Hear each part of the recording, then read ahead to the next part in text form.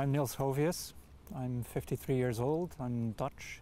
I left the Netherlands in 1991 and have lived for a long time in the United Kingdom. I taught at the University of Cambridge for a long time, and my research there was focused on the dynamics of the Earth's surface. One of the key difficulties I had in the UK science domain was to bring together a large and interdisciplinary team. The Earth's surface is a very diverse place, and you can't understand it from a single perspective. And so I tried to bring together people with a background in physics and a background in chemistry and biology and geomorphology, which is my own discipline. And it's very difficult in the UK to do this on a larger scale. And so when the opportunity offered itself to come to Potsdam, to the GFZ, with the type of finance that I would need to build a larger team, I jumped, and I've been here for 5 years and really enjoy it. I've always been interested in the physical place in which we live, and this can be a built environment or a natural environment. I've always been drawn to extreme landscapes. They can be the sea, coasts, deserts, but especially mountains. Mountains fascinate me because they tell us that the Earth is continuously evolving, is very active, and there's no place that I know where you can see better this lively nature of our planet. I'm interested in understanding the mechanisms that operate within these landscapes, these complex systems. I'm interested in how the tectonic processes below the Earth's surface have an expression at the Earth's surface, how the climate works on that Earth's surface, how biology mitigates everything that happens at that surface. And I like to be within that very active system. And my job, my profession and my scientific interest allows me to do this, to venture deep into remote landscapes, but also nearby landscapes, to experience them personally, but also to understand them deeply as a scientist. There will be life tomorrow at the surface. There will be human life, and there will be a high and very rich diversity of life forms tomorrow, day after tomorrow, but also in hundreds or even thousands of years from now. As a geologist, I am very used to thinking not only about today and yesterday, but also about deep time, deep in the past, but also in the future. And what one learns from looking at the geological record that is laid down in the sediments and the rocks below our feet is that life is incredibly resilient, and life on planet Earth has survived much worse conditions than we experience at present, and that we are likely to experience in the near future. That is not to say that we are not vulnerable to changes. We are extremely vulnerable to what is going on at the moment, which is partly driven by ourselves, and this is a real irony. But we shall survive as a species for an evolutionary amount of time. We will evolve with the conditions, we will adapt to the conditions, but we must also be an active part of mitigating for the worst changes and for the worst effects of changes. Otherwise, the quality of our life simply will not be sufficient. I tremendously enjoy being around other people, having a family. I would not be the same person without my children, my partner. Life is worth living because of the many contexts in which you can place yourself.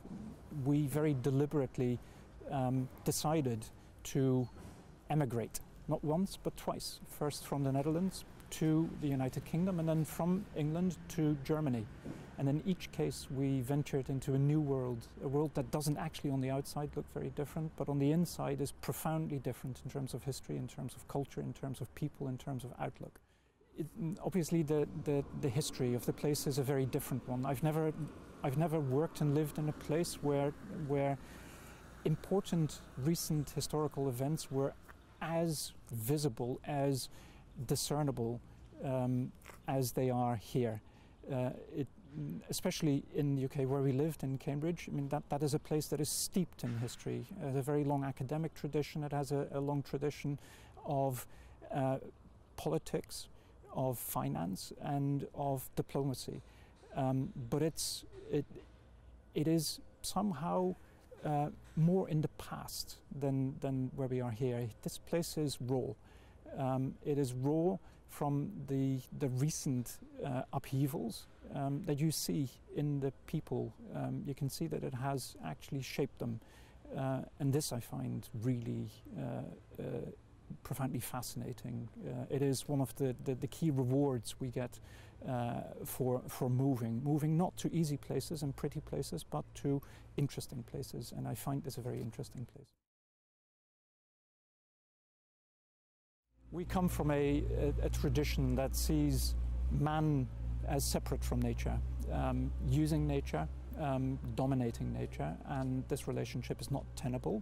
It's not a true relationship anyway. We are a product of nature and we are an integral part of the natural system and the natural order. And so this mindset has to change, and it has to change urgently. I'm an atheist. I don't believe in divine creation. As a scientist, I try to understand the current and past dynamics of our planet, which is very complex. The place of our planet in the solar system, in the universe, is known from a physical point of view. It is also, to a degree, understood how that came about.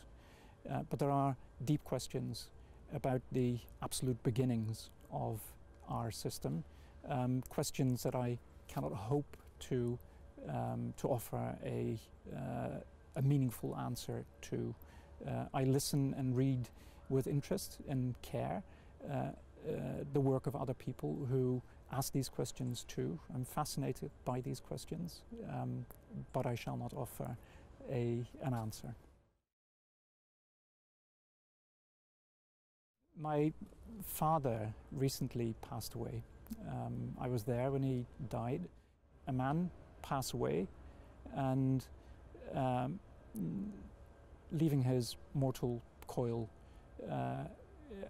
I think he lives on, and we will live on through our contributions to the people we live with and to the society in which we live. Our ideas, our creations. Other than that, I actually take comfort from the fact that nothing happens physically to us other than decay after death. One of the key things that I would be intimidated by would be a notion of eternity. One gets everything out of life through the notion that life is finite, and so there is a time pressure. Zabina was one of the first people I met at the GFZ.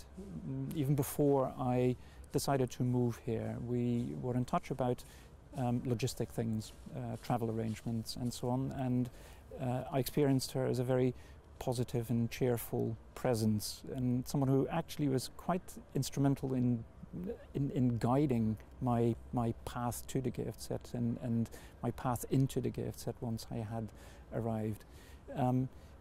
We relate at some level.